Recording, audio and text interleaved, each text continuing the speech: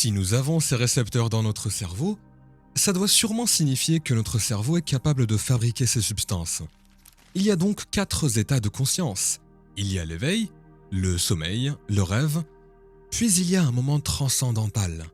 Et quand vous en avez assez de tout dans ce monde 3D et que rien de nouveau ne se passe, vous commencez à vous demander s'il n'y a pas quelque chose d'autre.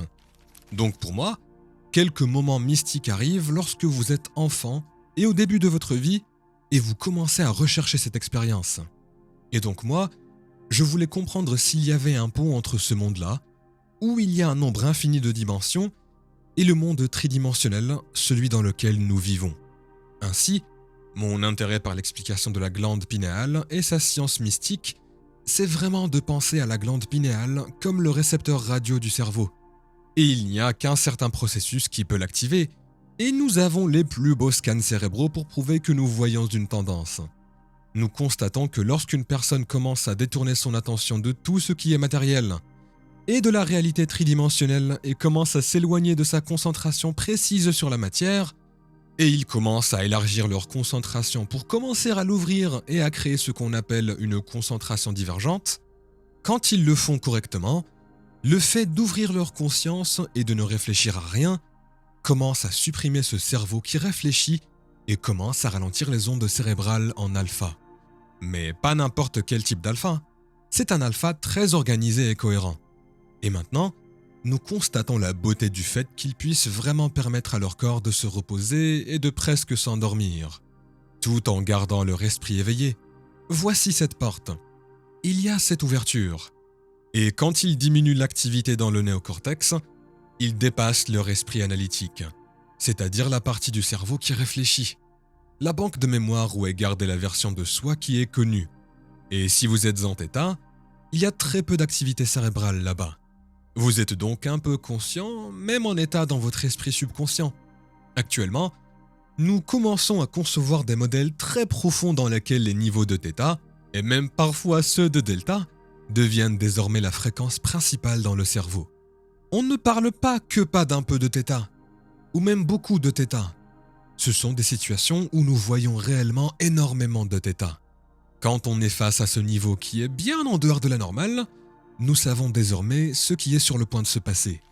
Nous savons actuellement qu'à l'instant suivant, il y aura une excitation. Il faut savoir que le système nerveux sympathique s'active lorsque vous ressentez de la douleur, lorsque vous ressentez de la peur, et quand vous ressentez de la colère, de l'agression. Et ce sont surtout des émotions liées à la survie. Cependant, quand ce système latent s'active et que le système nerveux sympathique s'active, cette excitation qui est créée, c'est de l'énergie qui se déplace du corps directement vers le cerveau. Et quand cette porte, située dans le tronc cérébral et appelée la porte enflammée, s'ouvre, alors cette énergie se précipite jusqu'à la glande pinéale. Au moment où ça arrive, le cerveau entre dans ce qu'on nomme les modèles d'ondes cérébrales gamma. Maintenant, la quantité de gamma que nous mesurons, on ne parle pas de beaucoup, pas de vraiment beaucoup, ou même super beaucoup. C'est comme si on parlait du niveau de Hulk. Ce sont des quantités extraordinaires, des centaines et des centaines de déviations en dehors de la normale. La quantité de gamma cohérent dans le cerveau à ce moment, c'est un signe qui démontre que la personne est en train d'avoir une expérience très subjective que nous mesurons de façon objective. Ils font une expérience sensorielle complète sans utiliser leurs sens. Et tout ce qui se passe entre leurs oreilles et la vision qu'ils ont, ils ne visualisent pas. Ils le subissent tout simplement.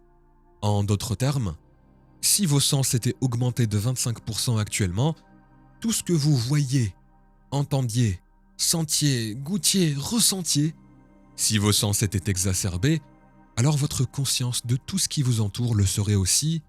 Et être au courant, c'est de la conscience. Vous ne pouvez pas avoir une conscience sans de l'énergie. Alors, tout d'un coup, l'énergie dans le cerveau augmente. Et maintenant, la personne est littéralement dans un tout autre monde, dans une autre dimension. C'est pour ça qu'on appelle la glande pinéale le troisième œil, parce que c'est une vision profonde. Une fois que le système nerveux autonome s'active et qu'il commence les modèles d'ondes cérébrales gamma, ce récepteur radio a des minuscules petits cristaux, qui sont les uns sur les autres, faits de calcite empilés de rhomboèdres. ces cristaux commencent à scintiller. Ils commencent à osciller et ça active le récepteur radio.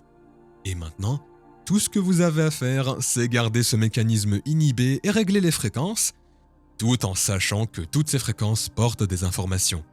Et quand le cerveau s'accroche à une de ces fréquences, la glande pinéale agit comme un transducteur, et un transducteur est similaire à une antenne TV qui prend une forme de fréquence énergétique et la transforme en image. La glande pinéale commence à sortir des versions améliorées de mélatonine. La mélatonine de base nous fait déjà rêver, mais c'est désormais que vous allez réellement rêver. La mélatonine nous permet déjà de nous détendre. Mais maintenant, ça sera comme si vous fabriquiez une benzodiazépine. Vous allez vraiment vous détendre. Vous ne serez plus en mode survie. La mélatonine est déjà un antioxydant. Mais désormais, vous serez capable de fabriquer 2 des antioxydants les plus puissants connus par l'homme.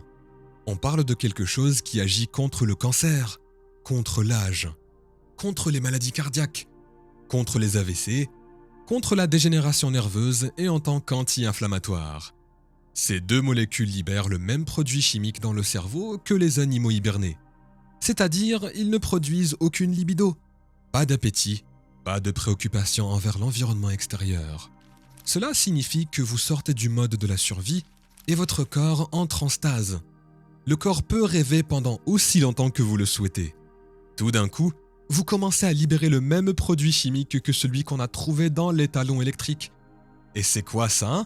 Le système nerveux va devenir activé électriquement. Les amplitudes d'énergie vont monter dans le cerveau. Il va y avoir une activation profonde. Puis vous fabriquez ce produit chimique incroyable appelé diméthyltryptamine et celui-ci commence à s'activer. Et ce qui se passe, c'est que vous ne vous déplacez plus dans l'espace pour vivre le temps. Désormais, vous vous déplacez dans les temps et vous ressentez des dimensions ou des espaces.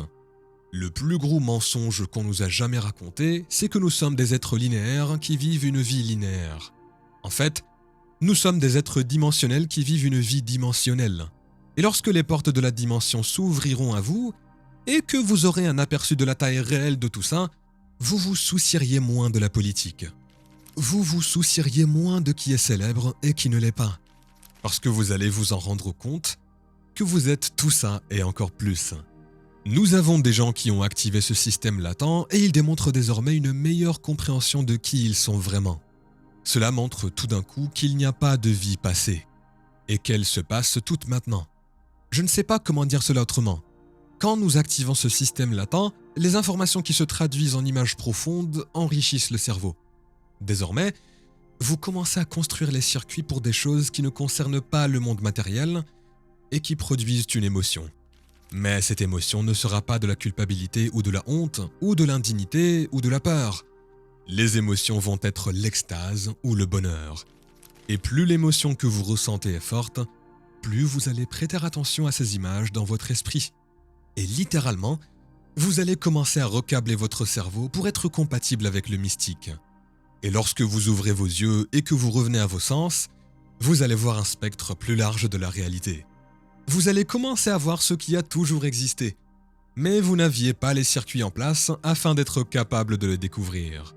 Parce que nous ne voyons pas les choses telles qu'elles sont, nous les voyons comme nous sommes.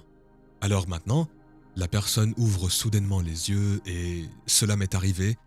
Vous voyez des couleurs et de la lumière comme vous ne l'avez jamais vu autant. Vous entendez, tout est mélodieux, tout est unifié, l'odeur, le goût, toutes les sensations sont juste améliorées. Et nous sommes ici dans une réalité à 3 dimensions.